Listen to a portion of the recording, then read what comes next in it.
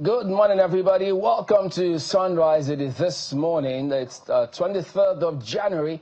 I think I can remember when I said Happy New Year, but it's already 23rd. Oh, dear. Well, welcome to the program. I'm Chamberlain Uso. I also know that Chamberlain is particularly happy that it's a Friday. Yeah. That's why he knows the date. Yes. Make no mistakes about that. I'm excited and happy that... well, he's not the only one who is happy. There you go. I'm also happy. Good morning and welcome. You know, Friday does something to you. Because January, for some strange reason, it's been... I don't want to say it's been dragging, but there's this lethargy around January that it's like as if you're still not yet out of holiday mode. But hey, it's the 23rd already, so wake up. The year is almost over. It's just started, but it's almost over. So tick says the clock. Tick, tick. What you have to do quick. Good morning and welcome to Sunrise Daily. I'm Maokbe Ogun Yusuf. Could that be what the governor of Oyo State was trying to do? In terms of what he was trying to do. He wanted to do quick. Well, he went to the villa and he met with the president. And, of course, it was supposed to be a closed-door session, isn't it? Exactly. Behind, I don't know any such thing as behind closed doors. Or maybe closed doors to some people, but not closed door to, of course, not to everybody. Because it's only closed as much as they want it to. But after that visit, of course, I mean, newsmen were there, journalists were there, and then they put a few questions to him, including if he is going to defect to the APC. And there are reasons why those questions come through, because most times when, you know, you have some governor gentlemen, I was even thinking, I was going to say governor women and men, but so far, governor men. So when they come out of that kind of meeting, you know what to expect, but is that what we would expect in this case? Let's have a listen to what he said to news people.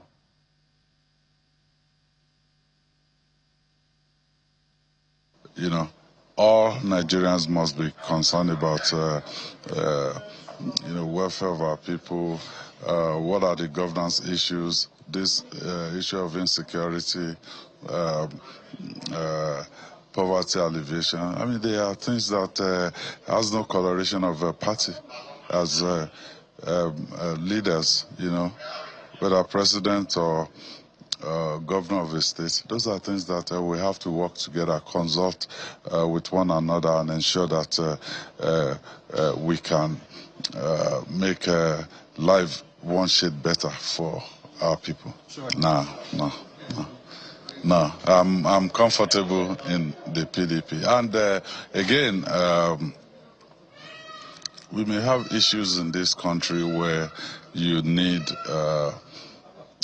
bipartisan approach, where it won't be an issue of maybe APC talking alone or PDP talking alone, where we will have to look at what is the best foot forward, you know, in the interest of our nation. So when you get to that junction, you need everybody on board. Thank you, Your Excellency. Thank you, sir. You know, for some reason, I also thought he was tongue-in-cheek.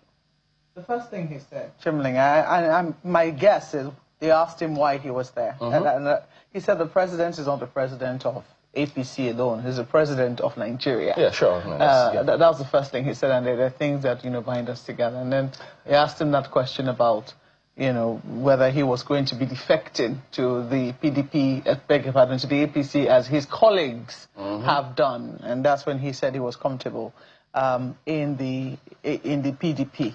Well, clearly, as you said, it was supposed to be a closed-door meeting. That's why we're wondering how it is that a former governor of Ekiti State now knows the things that he knows about that meeting, because he also released a statement as to what he said happened in the villa. He said the true story of what happened in the villa where Governor Seyi Makinde visited the president today. That was yesterday. He said first Governor Seyi Makinde demonstrated that he now lacked enough courage. Some analysis why he's also talking about it. He says enough courage to face the president alone. He had to enlist the support of the Plateau State governor. Really? So I was looking at that visual. You can see. I didn't see the governor of Plateau State, but you know, maybe this is what they wanted us to see, because these days, not all the cameras are allowed into the presidential chambers or even into FEC meeting. They usually will have one standard person go in and take the pictures and then distribute it to the rest of the journalists. So we cannot see that. I can't see him coming out of that particular video. I don't know whether that nullifies or that it's very unclear, really. But I can only speak from what I can see. But according to former governor of Ekiti State, Ayodele Fayose, he says that the governor of Plateau State was there, and the governor of Plateau State has now defected to the All Progressives Congress. He says that the president said if it was about official matters regarding Oyo State, he would listen to him. But if it had to do with politics and any claim that it was Wike that angered him to go on TV to accuse him, the president, of plotting to turn the country into a one-party state, it is better to, as usual, go on TV to say all that's Mr. Makinde had to say.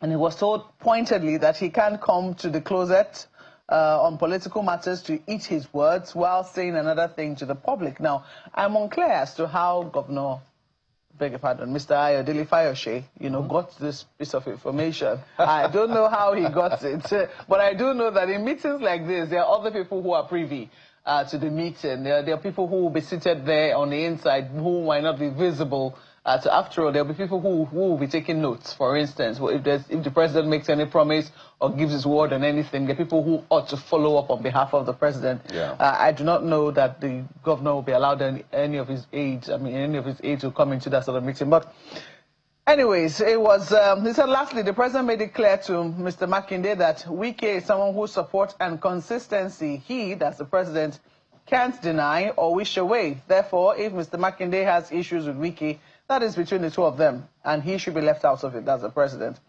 That's why Makinde told the press that he's comfortable in PDP. It's because of the reality that there's nothing for him in APC. So he was trying to join APC? It's unclear. It's unclear. We have to ask Mr. Fayose, how did you come about this information? Were you a fly on the wall? Were you listening in on the conversation? Did you get this from... do you think he was there because of this? And, how can we stand on your information? Then we also have to wait on Mr. Makinde to say, okay, because it was after that his initial interview that, Mr. Fayose came out with his own conversation that, there was a 30 billion naira that the president, because I think in that interview, maybe he said something to the effect that he has not received any support from the federal government. And Mr. Fayose says that is not true. And he released something to support that, even though it doesn't clearly state that. But Mr. Makinde didn't. He said, we're not saying that we haven't received anything from the president. We get some, anyways, that is on. So that means they will likely release something after this statement too. It's unclear. It's unclear. But look at this. He said after the meeting, shouldn't Makinde tell the people of Oyo State if he has returned the 30 billion naira he admitted to have received from the federal government as intervention fund for the January 2023 Ibadan explosion? So they're still on. There's still beef, as we'll say in social media parlance, between the two of them as to what exactly transpired with that 30 billion or 25 billion. But this is where we are in this conversation. Wow. Clearly something to perhaps follow up if you like political gist, as I do. Well, add to that, so does it mean that after that press conference that he had, where everybody thought there's no way he's going to go to the APC, and now with this, you're suggesting that he's trying to join the APC, and then they just slammed the door in his face saying, no, nothing for you here. I doubt it very strongly. I doubt it very strongly, Chamberlain, because don't forget, the governor of Oyo State was the one who hosted the convention which they prevented. And, they tried to prevent in the court. They went ahead and held it. It was in his state that Wike was, expelled from the party, and a host of other people were expelled from the party. And afterwards, it didn't just stop there. They've also tried to take over the PDP secretariat. So it wasn't just stopping at words. And after that, he gave that press conference where he, media chat. So I doubt very strongly that he can do all of that and then still be seeking to go through the back door to enter that will be, I don't know if he will have any integrity left after that. Well, remember, there were many people who doubted strongly too that the Rivers State governor would join the APC. After all that back and forth with the way he was treated, and people stood by him, only for, at the end of the day, He's an APC now. It's interesting, though, you know, for the River State governor, people actually support his move, you know. Okay. He still supports his move, and I think he still has a following, in spite of his joining. I'm sure people were disappointed, but... It's politics. Let us not talk too much. It is politics. It's a game of wait and see. So you never know. Well, I think there's also what they call football politics, isn't it? Yes, of course, there is. Well, we got Harry Awarumi here with us. Remember, first of all, good morning and thank you for coming on today. Thank you. I saw him nodding his head when we're talking. That is football politics. Yes. Did we see it in Morocco? Sure. We saw it in Morocco. It played out big. And it played out at the end even stronger. Yes. But wait. The way we play politics in Nigeria, yeah, you would think that, look, we will elbow anybody in Africa if they come near us, even in sports or anywhere. We are just learners in African sports. Yeah, in African sports politics. The North Africans are at the top right from the days of Issa Hayatou. It's been played at the highest level. So we've not been able to match that. No. But have they gotten away with it? Because only recently you saw CAF's disciplinary board deciding to sanction Algeria for some of those antics that they played out when they lost to Nigeria. Yes. We must emphasize that. Yes, in the quarterfinals. Yes, that's the result of what they did, because CAF, disciplinary committee, really, came down, not even $100,000 from what they will make from the competition. It's just, a little fraction of the accommodative that they will go home with. But that's a warning. It was bad, that match, because they couldn't, on the field of play, they couldn't match, what the Super Eagles of Nigeria presented that day. So they were, overwhelmed. So does it mean that this may not necessarily qualify as sufficient deterrent for them if you say, look, it's just a piece of cake compared to what they're going to make? Sure, but it's a statement, by the football governing body in Africa. It's a statement. Though 100,000 is a big deal, for some. But for the North Africans, I don't think it's that what they are hell-bent in winning, and winning at all cost, whatever it would, that they are not afraid of being sanctioned, anywhere, whenever a big competition like that. But then the organizers, the football governing body in Africa, had to come very hard. And that will, if the Algerians will be fined, you could not expect what will happen, in the chaotic final match, which put the game into disrepute. So they are going to come hard on the both sides. But I think the Senegalese will bear the brunt of what happened on the last day. And CAF hammer really will come hard. I saw the statement of the president of FIFA on that particular match, and I also saw how that has been interpreted on social media. I know that the controversy that came from that walk off the pitch during the match, came on there. As a matter of fact, it nearly overshadowed the victory of Senegal. Exactly. Because a lot of people were debating as to whether or not Senegal was right to have walked off the pitch in protest. As to whether or not it was because I'm trying to remember the name of the player who encouraged his teammates to come back. Sadio Mane, yes. Whether it was a good thing. Maybe he already knew the rules and he knew that his team could bear the brunt of this, and that's why he kept on encouraging them to come back and finish the game. Exactly. But some people believe that the way that has now been couched, the manner in which that has now the the controversy has now been couched, has, will I say, has put Senegal in the Senegalese team in a bad light, and that it ought not to be so. That's what they believe. They believe that there is an attempt not just to paint the Senegalese team in a bad light, but to paint African football in general in a bad light. And perhaps that could pressure CAF to go harder than it would normally do just to make a point. Do you suspect that? The rules are the rules, and you got to play according to the rules. Before you enter that competition, you have read the rules, and you signed up to abide by the rules. It's clear. You do not walk off the pitch. The Senegalese, they know that they're aired. Even if it's one man, some are arguing that one man, Sadio Mane, was remaining on the pitch. It doesn't take anything away that the entire team walked off. But one person walked off and went to the dressing room. It's bad enough that even the coach, the chief coach, signaled his players to walk off the pitch. The rules are there.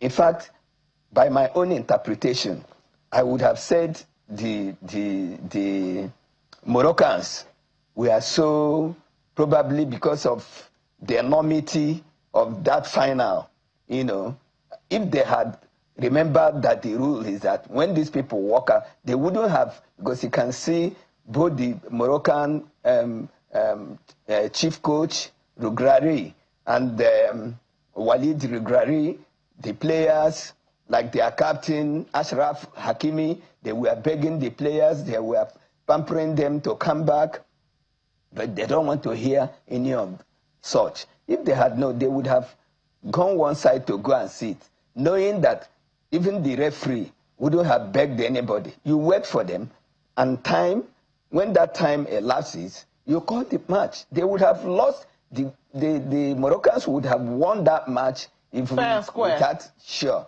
But every other thing that they, including the referee, I think they were overwhelmed. They didn't do what they're supposed to do. I was shouting while watching it, you know, in the comfort of my room, to say that, look, the Senegalese, they have lost this match, you know, because the entire team, but one player who consulted a former coach of about 2 or 3 countries in Africa, Claude Leroy, who knows the rules. You know, even the Senegalese ex-player, you know, whispered into the ears of Sadio Mane that, look, you don't have to do this. For that reason, the CAF Disciplinary, of course, they have opened, you know, the books for them. And the result is not going to be very palatable, you know, in the ears of the Senegalese. But they will say they've won the trophy, but this trophy can be even taken away from them. Sure. And given to who? Morocco? To Morocco. If they have, is that not going to be compensating Morocco?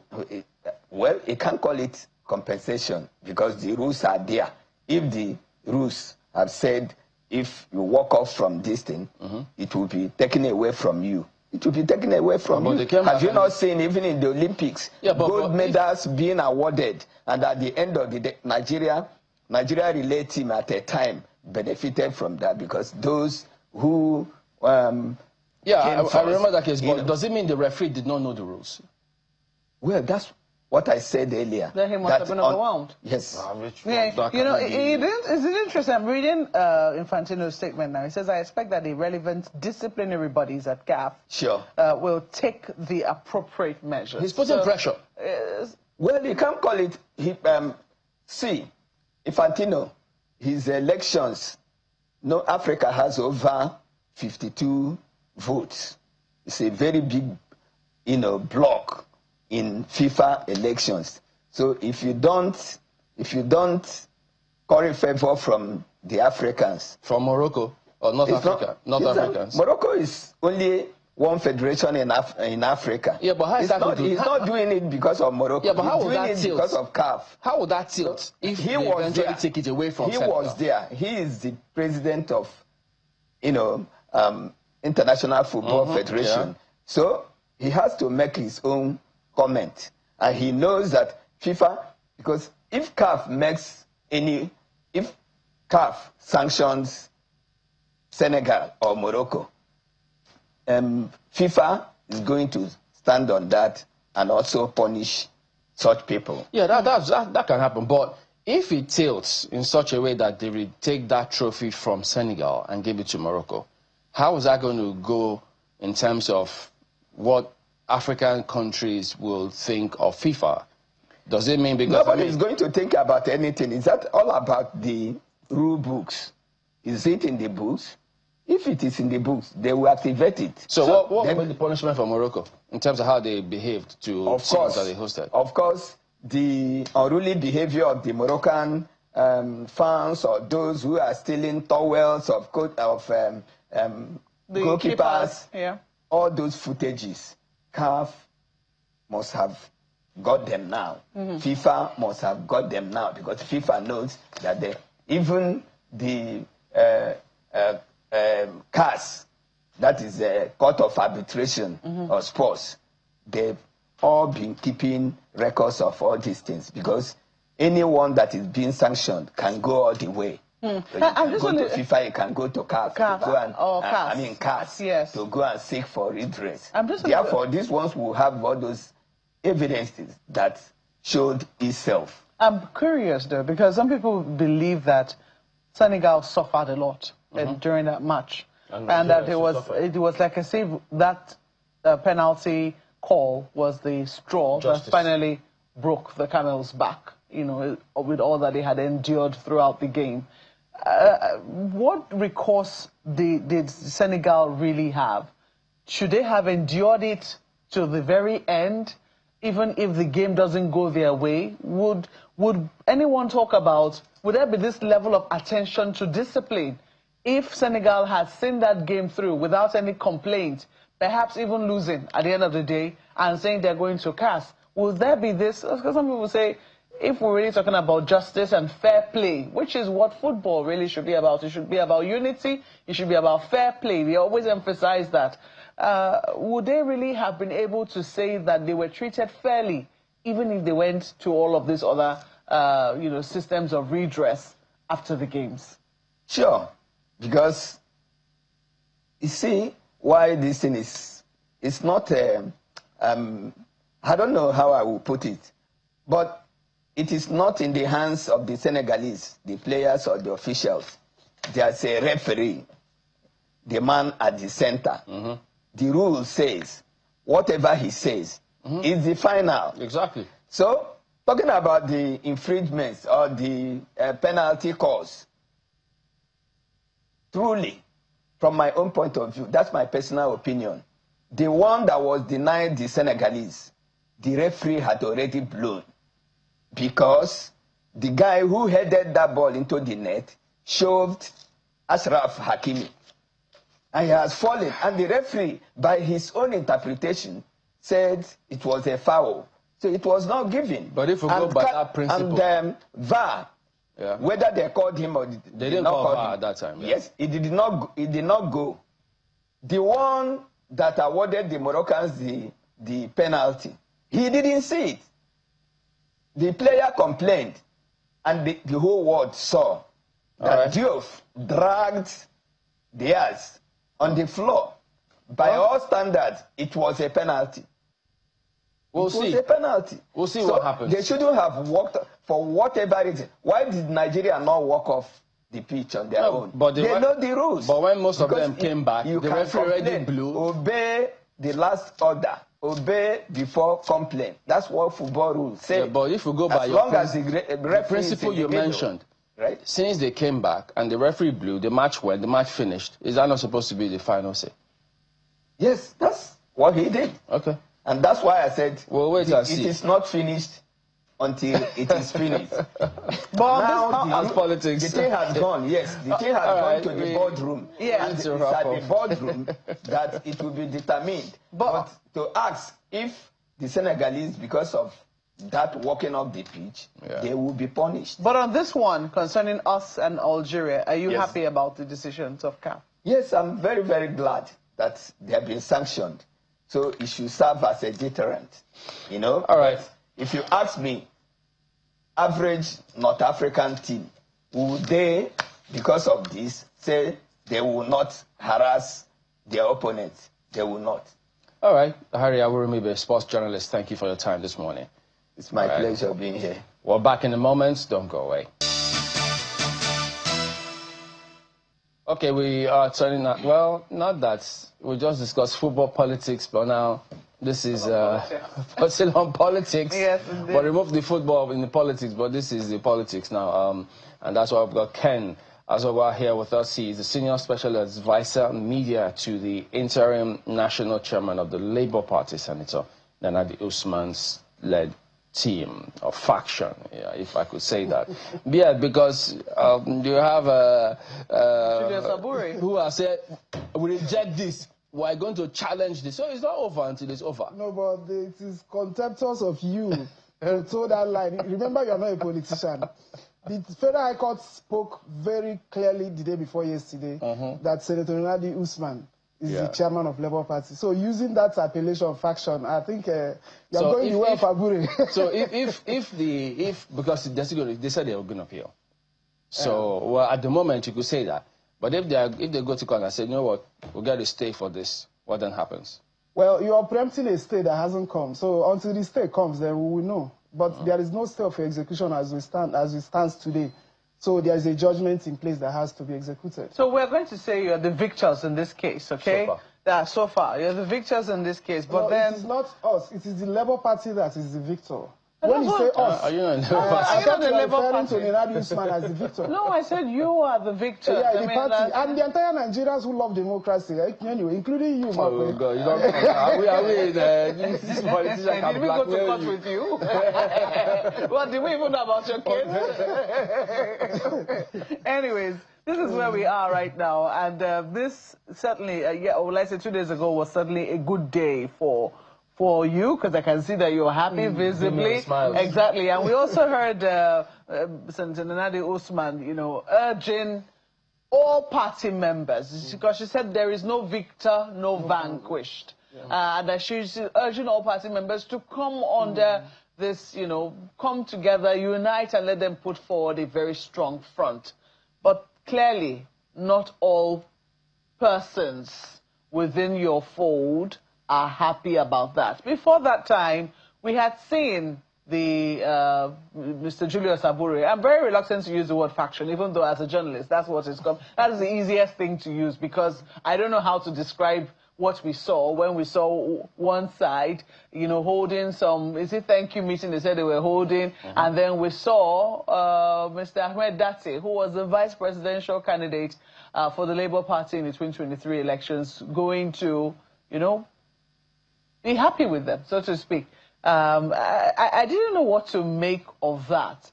Why do you think that the division, first and foremost, can you tell us, why do you think that Mr. Dati was on that side? Why wasn't he with the side of Senator Nana-Adi Usman? Because one would have thought that, has there been any divisions between himself and his and the presidential candidate of the Labour Party in the 2023 elections that should have seen us? Can you speak to us on that? Well, I don't know what prompted Dati's attendance to that meeting, but you saw it as well, right? Yes, of course. Yes, I can't deny that. Were you surprised? Well, yes, I was, because before the election and after the election, when the caretaker committee that brought Nana-Adi was constituted, Dati was in that meeting that brought up Nana-Adi. So seeing him on the other side, of course, should elicit surprise. But what I'm trying to say is that I don't know what changed, what prompted his attendance to that meeting. But what thing I can speak to right now is that this court has spoken that Senator Nana-Adi Usman is the chairman. So, and that is a member of the Labour Party. So anybody who is a member of the Labour Party, as it stands today, it's not a matter of choice. It's a matter of law that the court has spoken that this is the chairman. So I don't think that will happen going forward again. Because when the matter was in court, you could excuse him that there was sort of division, so nobody knew who was authentic chairman. But now that he has been strengthened I believe that going forward, he should know who the chairman is. Yeah, I'm just a little curious, though, because you said you were surprised. Were there any calls made afterwards to say, what's going on here? We would have thought that we're all trying to reconcile everybody here. Why are you all on that? I'm not privy to such calls. I mean, if the call was made, of course, it wouldn't come from me. So I'm not privy to any calls that were made. What about you? You didn't call any other person personally to say what's going on if you were that surprised? Generally, I'm a spokesperson. Yeah, I'm not spokespersons don't call. I'm not a mediator for the party. But like I said, if such overtures were made, of course, it should come from the highest ranking leadership of the party. No, but he has other persons, foot soldiers, who also think and support him. But so even if you don't have to call him directly, you can glean information. Guy, what's going on? You see, I have told you something that has happened that should address that thing that happened. There is a decision now, there is a court judgment that has strengthened everybody's position. That court judgment has clearly stated who the chairman is. And that he is a member of the Labour Party. And of course, he's a law-abiding member of the party. So he can't go against what the court has said. So I'm pretty sure that going forward, he has identified who the leader is. Like I said, that could have happened because now there were uncertainties about leadership. Now those uncertainties are gone. While we're still dealing with the uncertainties and wait for clarity on what exactly could have caused that, Senator Nenadi Osman, one of the big wigs in the Labour Party, who was in support of her, has now defected. I don't know whether to call it a defection because I certainly know it's not a merger, or whether the Labour Party will eventually merge with the ADC. But we've seen, Mr. Peter Obi, who was a big wig in the Labour Party, defecting to the African Democratic Congress, ADC. And he's now there. He had said he was going to go. People were wondering, when will you go, when will you go? And he's gone now. And we've also seen the faction that was loyal to Senator Nenadi Usman in Rivers State defect or collapse their structure into the African Democratic Congress as well. So those are indications. Exactly. People were wondering, you were saying at some point that maybe if this had not gone your way, maybe you would have collapsed that particular structure into the ADC as well. Maybe it was an indicator of that. What do we make of the emergence of the ADC, the defection of Mr. Peter Obi to the ADC, and what the Labour Party intends to do going forward with regards to the emergence and this coalition that they're hoping to build as they look forward to the 2027 elections? You see, there's something a point I want to make clear here. Labour Party is a going concern that is standing on its own as it stands today. And there is no major talks. There are no alliances. There are no talks on ground today with any political party. It doesn't mean that we are rebuilding our party. Of course, if that happens tomorrow, I don't have the powers of clairvoyance to know what will happen tomorrow. But are you sure that it's not going on at the top and you're not aware? Just as you said about that call. That is going on, I'm not aware. This one could be going on. You see, for the people that defected in Rivers State, yes, Peter Obi, of course, we can't close our eyes to the fact that he was a colossus within the party. You understand? And his departure left some void within the party. He left to them a significant number of some people. Void? So, yeah. You mean like a sinkhole? No. I mean like a vacuum. His departure created he left with a significant number of persons from the party. We can't close our eyes to that. And that was why the party preempted this. Before his departure, he left on the 31st of December. Before his departure, on 17th of December, the party constituted a membership drive where we are aiming to recruit about 10 million members into the party. The National Committee is being chaired by the Deputy Governor of Abia State, and it is going on, this exercise is going on seamlessly well. So we anticipated that his departure would carry on with this kind of things, and like we witnessed in Rivers State. And that was why we preempted that. We decided to constitute that committee to be able to recruit new members into the party. So it's expected that having garnered 6 million votes, having been known widely, of course, while his departure would definitely go with certain persons, who believe in his ideals. So what do we now? One of the most significant outcomes of that judgment was INEC being ordered to recognize Senator Nenadi Usman and deal with her accordingly.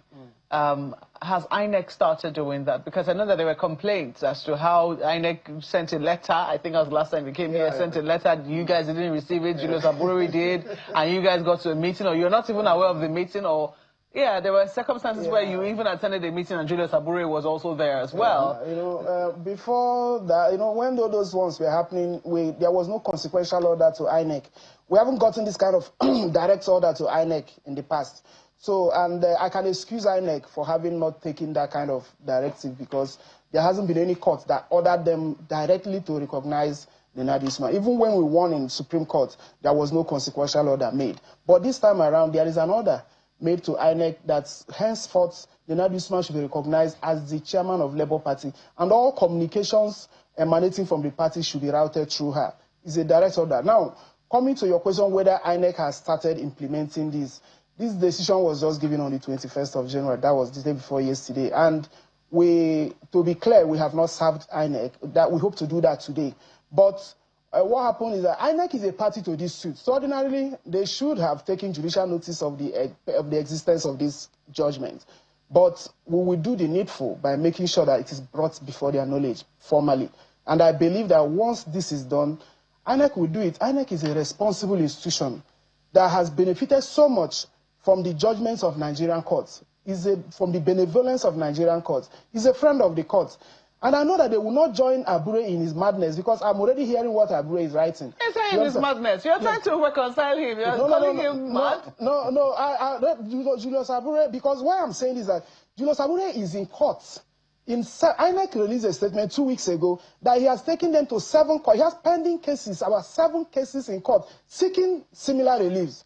That alone is an abuse of court process. And he is a lawyer. He understands the implication. And he has a particular lawyer who is going around Nigerian courts, instituting one action, seeking one relief against INEC. So I understand that. So for INEC to have come out 2 weeks ago to issue that statement, you should understand that INEC is living above board. And I know that they won't throw the judgment of Nigerian courts under the bus. So what about those who still think, as part of what you've said, that scenario in Rivers State, that they collapsed and joined ADC, is a precursor to the main cause? Meaning, this leadership of Labour Party, eventually, suspicion is that they will join ADC. Why fixated on Rivers State? Are you not seeing the jubilations across Nigeria? Jubilation notwithstanding, this is politics. Jubilation notwithstanding, it might be a smoke screen. At the end of the day, how do we know? Because if they've collapsed and gone to the ADC, maybe they were thinking, you know what, let's just leave this. We're not sure. If it doesn't go away, let's just collapse. Rivers State is just one chapter of the Labour Party out of the remaining 36. When I mean 36, I included the FCT. Yeah, but that is not inconsequential. Yeah, but you know, let me tell you, I want to pointedly state here for the hearing of Nigerians that Labour Party is not in any major talks with any political party.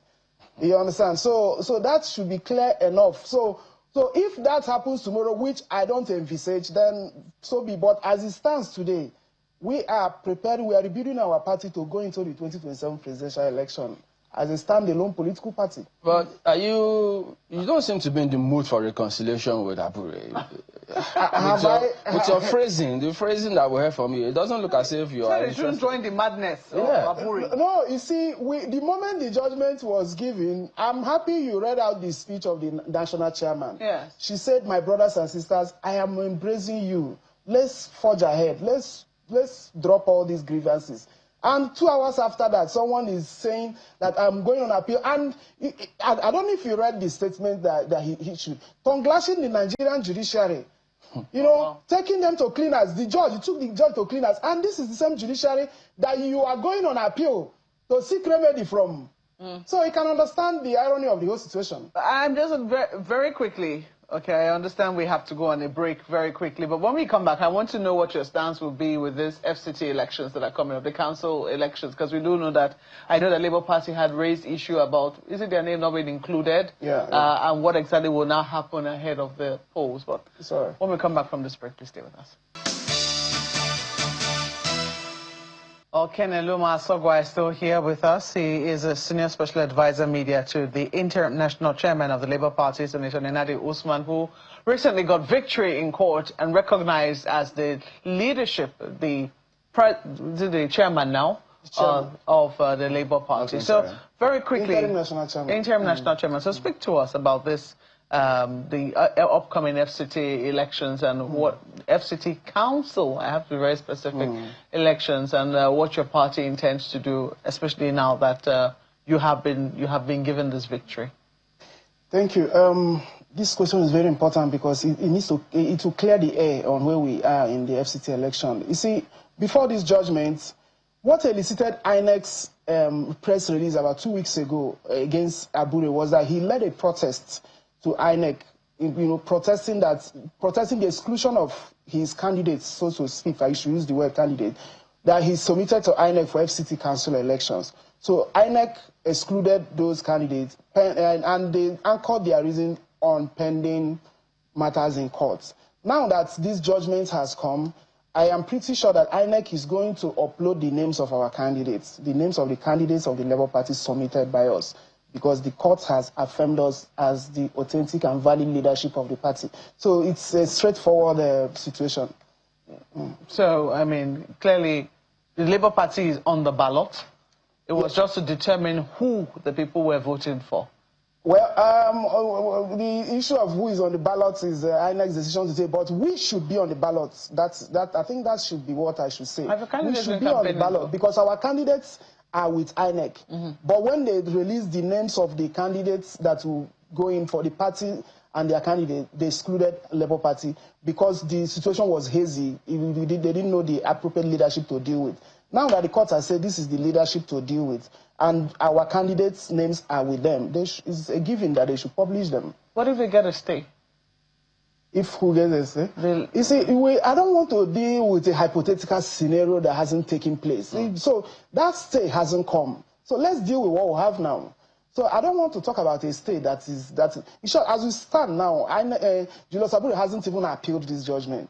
So he shared that I don't want to talk about a statement that someone issued about intent, about intention to do something that he hasn't done. So there's a judgment that we should be dealing with.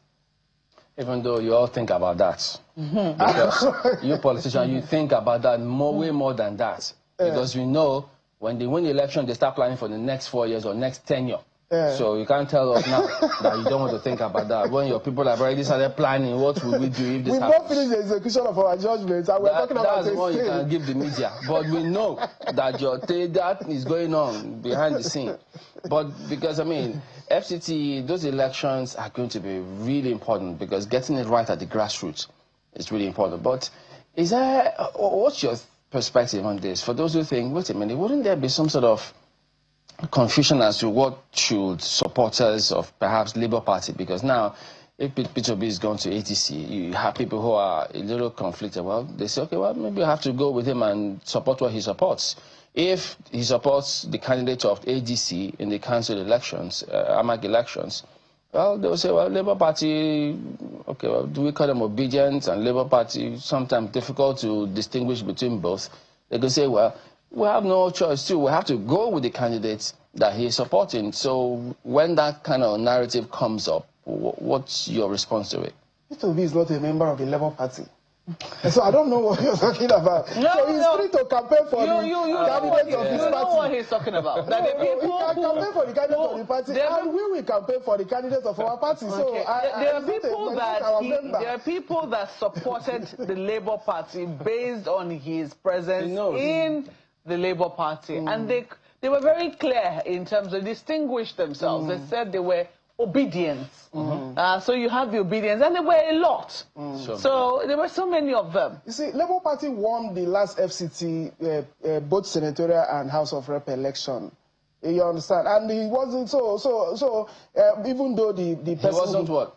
No, I said he was won by the Labour Party. It's a party that wins election. I can't close... What was Labour Party when people... I can't close... That's why... No, I don't want to. I can't close my eyes to the fact that he brought fortunes, significant fortunes to the party, in a number that we never saw since the party was registered in 2003. But what I'm saying is that he is free to campaign for the candidates of his party. And when the time comes, The party, we will activate our machinery to campaign for our candidate.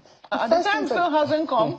No, INEC hasn't. The elections are just in February here. INEC hasn't uploaded the names of our candidates. So when that is done, we will kickstart our campaigns, I'm sure. Oh dear, your poor candidates. If the time hasn't come to campaign for them, a few weeks, a few days, and you say you're waiting. All right. Well, I don't know how much more time we have, Timberlane, because I do know that we also should be seeing the Commissioner of Police now? Yeah, but just before we go, let's highlight that matter, shall we? Because, I mean, in Lagos, there was this scare, which they talked about, some bomb scare for 3 schools.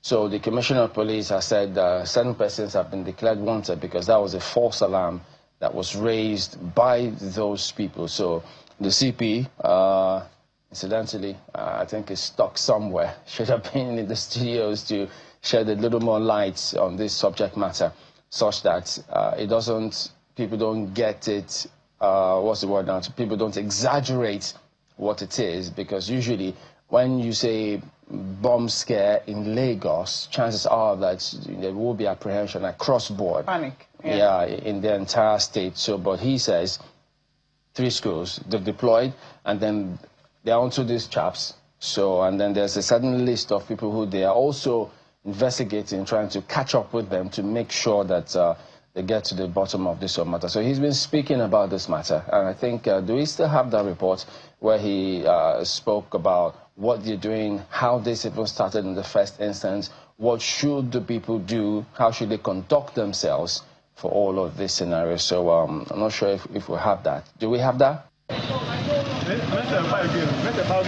An unusual traffic logjam around OPC Junction along the popular Pipeline Street, Idimu, Lagos, shows an important incident has happened. It's the visit of the Commissioner of Police, Lagos State, and his team to the scene of crime at house number 85. Passers-by and neighbors tried to catch a glimpse of the alleged criminals who lure unsuspecting passengers into commercial vehicles to rob, assault or kidnap in an operation popularly known as One Chance. Behind the fence lies a 3-bedroom bungalow with other adjoining rooms. The suspects, with 2 of the operations vehicle, driven into their base accompanied by armed officers.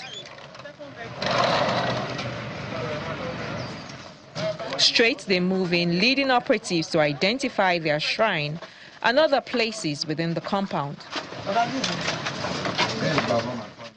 2 double-edged sword criminal gangs, in the sense that if you play along with them and you give them what they want at the first instance by the pretense that they have dollar, they have other things to sell and things like that, and even if they want you to make to bring in your money for investment to get your money doubled to what you want, if you play along and they successfully defrauded you in that process, they allow you to go.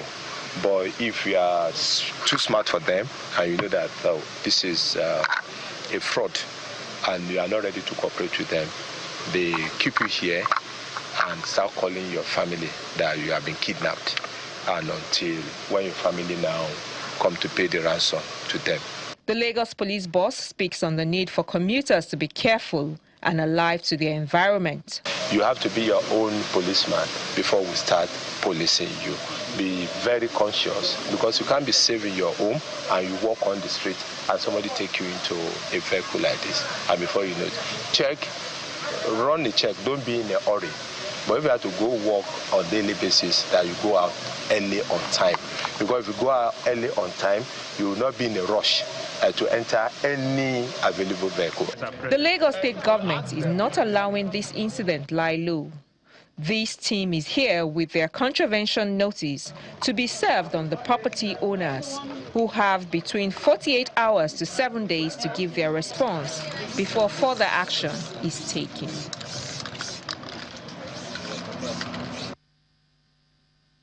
We've got the Commissioner of Police who joins us on the line this morning to just give us an update on that matter. Good morning, CP. Thank you for joining us on the program today. Thank you for having me. All right, so go ahead and tell us what really is going on with this matter. Oh, thank you so much. On the 21st, around 14, that's around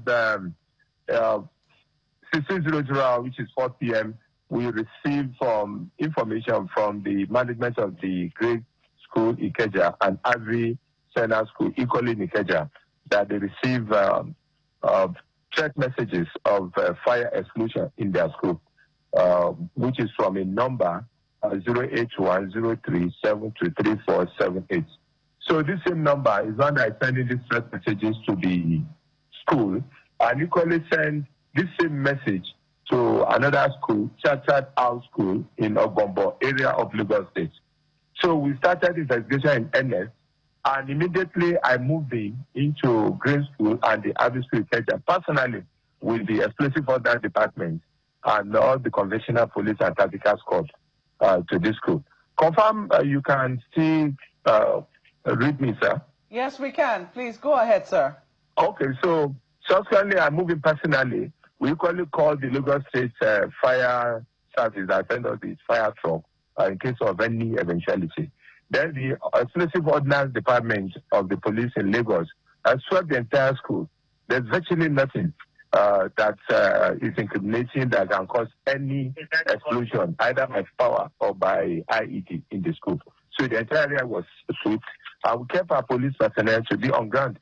As we speak, police deployment have been done throughout the major school. But this threat has caused panic around most of the schools in Lagos.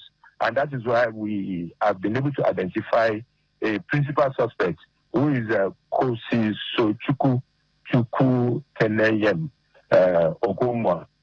His known address is number 20 Dog Fasiwu Street, Okota, Lagos.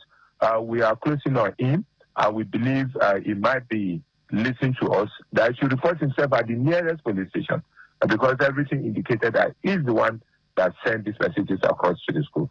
We want members of the public to know that any organized school and institution that have all the information on the net, it is quite easy for anybody to click on the profile of that school and be able to get information and phone number of the management of the school. So this is not a difficult thing for someone like that to do. But for causing fear and apprehension, he has a case to answer. So we want all Nigerians to join us in fishing out this individual that is causing this fear and apprehension in school. But as we speak, there's no any school from Lagos State that is under any imminent attack of any explosion, either by fire or by improvised explosive device. All the schools have been rendered safe. Then our school protection department are equally been deployed. Okay, we see that there are 5 other names that the police, the 5 other names that are of interest to the police. So while you speak about that, could you also talk about when they send this bomb threat, what do they usually want to achieve, for instance? Come again. What do they normally want to achieve with this kind of threat? What's your understanding of why they're sending this? No, I think because of the situation of insecurity in some other parts of the country, which are being dealt with head-on, and police is making progress in resolving them. Some individuals want to cause panic for the best reason known to them. And this is a serious crime. We are not going to leave it without being dealt with appropriately. These individuals apprehended will be made to go through the process of the law. The full weight of the law will be applied on him. Then the other names are names of those who are linked to him. We want to know what role they are playing, either directly or indirectly, in the activities of this Kosi Sochukwu Keneyem Ogumwa, who is the principal kingpin. We are not saying those other 5 individuals are suspects as we speak, but we will investigate them and know what they have done in facilitating the commission of this offense. All right, we do thank you very much indeed, Juma Moshood, Commissioner of Police in Lagos, and all the best to you and the team. Thank you so much for having me. All right, so there you go. Ken Asogwa, also a Senior Special Advisor Media to the Interim National Chairman of the Labour Party, Senator Nana Usman. You're a politician too, aren't you? Whether you advise or not. Well, we play it at the periphery, yeah. But you still play it. Okay. Thank you all the same. All right, that wraps it up today and the week as well on Sunrise. Thank you all for watching. We will see you next time. I'm Chamberlain, so goodbye. I'll give Ken the export to that answer after this particular. But thank you so much for watching and have a great weekend. I'm Maupe Ogun Yusuf.